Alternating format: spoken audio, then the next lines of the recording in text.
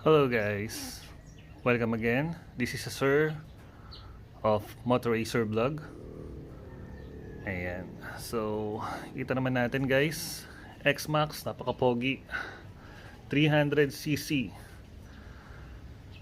So to 1000cc. Dogs. Anyways, and guys, check natin ng mabilisan. Hindi ito yung pro na review and specs. Kung ano lang yung malaman natin guys. Sabihin natin, since 2018 pa tong X-Max na to, gusto lang natin ma-document dahil brand new natin siya nakuha. Ayan, tama kayo, brand new sa year 2024. Ayan, kita nyo naman guys, diba? Makinis. So punta tayo, umpisahan natin guys. Si X-Max ay merong 292cc single cylinder. Ayan.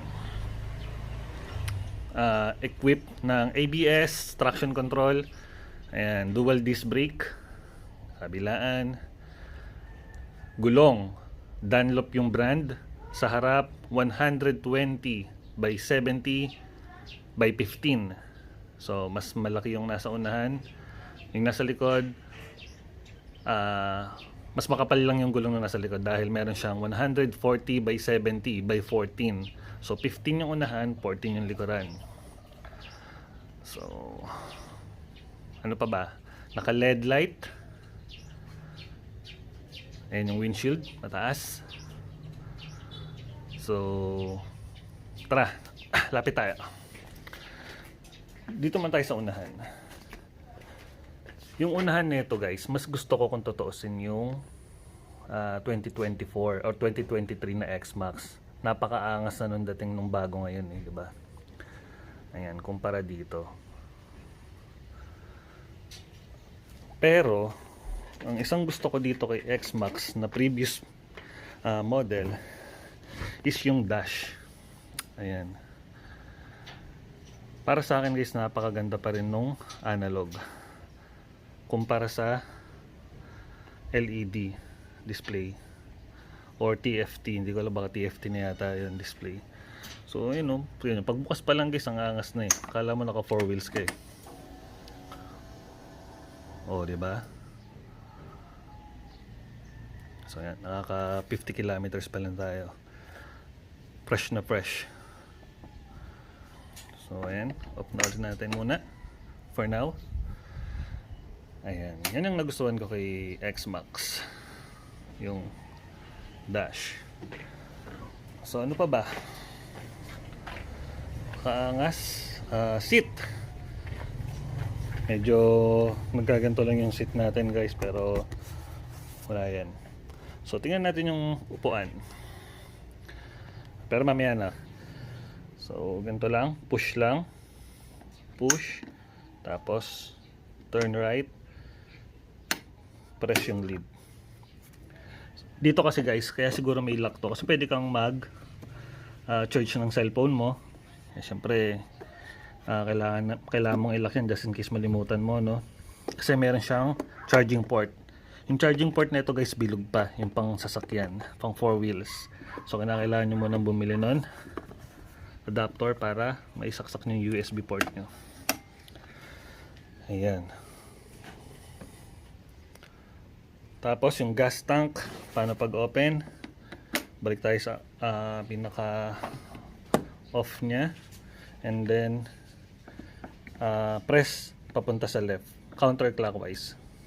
Hindi, push muna, push, tapos ayun, bukas na.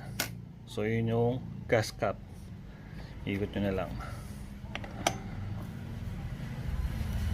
Ayan. And then ayun nga, punta tayo sa seat. Tingnan natin yung seat capacity, ha?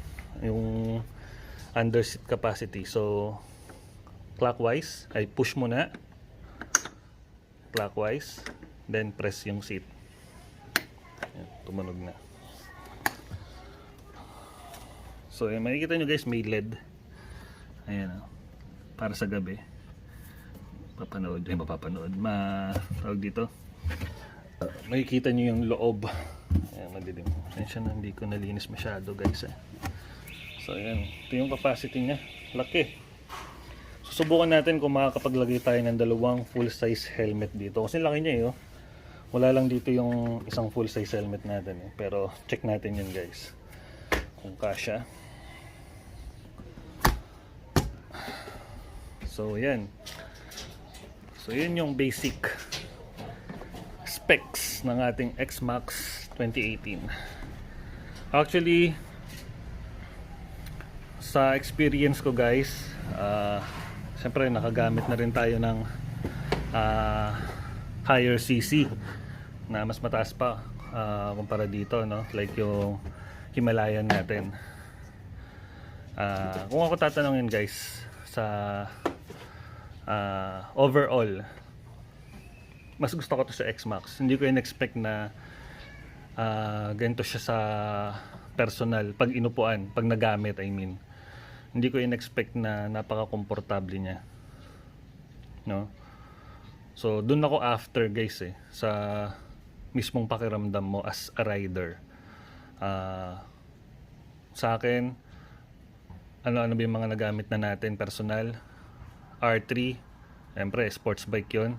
Pumbilis talagang R3 tayo. Pero, hindi tayo tatagal ng 1 oras. Tumagal ako 2 oras guys, pero actually 4 na oras pa nga nung dinala yun sa Zambales, pero pakasakit sa sa likod. Ayan. Himalayan, okay si Himalayan, maganda yung shock. Adventure bike, maganda yung experience natin doon. Pero iba yung seating position ko dito guys, kaya ako nasabi na X-Max ako. Although syempre, ayun nga, nakaka 50 kilometers pa lang tayo rito. Long way to go. Hindi pa natin siya nalo-long ride. Pero as of now, iba yung comfort. Kung power, may power siya. Ang bilis niya mag 60 guys, ilang seconds lang. Nag 60 ka agad. Tapos yung shock, nakakatuwa rin yung shock nito. Although hindi siya sports bike, hindi siya adventure bike. Ayan, hindi ko in-expect na ganito kalambot yung shock niya. Kasi in-expect ko medyo matigas yung shock nito eh. Kasi nga from NMAX, 2 taon tayo nag NMAX, no? Talagang yung stock nun antigas. So in-expect ko ganun din siya. Pero nung na-testing na natin, bumiyahe tayo from Pasig, nakauwi tayo dito sa Caloocan, dumaan tayo sa mga humps, lubak. Napakalambot ng shock nitong stock na X-Max. Stock na shock. So yun, excited na ako na madala to sa malayo, no? Hindi ko alam kung saan namin unang dadalhin to, pero excited ako kasi dun pa lang sa capacity ng luggage nito, no? Marami na tayong pwedeng madalang gamit. So nakakatawa, excited ako na makapag gala kami ni wifey using this X-Max. So ayun guys, kung may mga tanong kayo na hindi ko nabanggit about dito sa X-Max, no? Comment lang kayo. So kayo, kung kayo tatanungin guys, ano yung mas gugustuhin yung forma? Yung bagong X-Max or dito pa rin kayo sa previous na itsura ni X-Max? And then yung dashboard niya guys, kasi nga para sa akin mas gusto ko talaga 'to eh. Poging-pogi talaga ako dito dati pa, kahit hindi ko pa to nasasakyan na experience. Yung nakita ko pa lang to, sabi ko ang ganda na ito.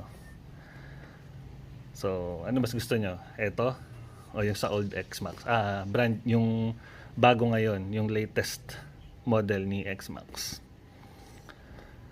So yun guys, hanggang dito na lang muna ang video natin. Maraming salamat sa panonood. Dags, magbabay ka na Dags. Bye bye. Sige guys, babush.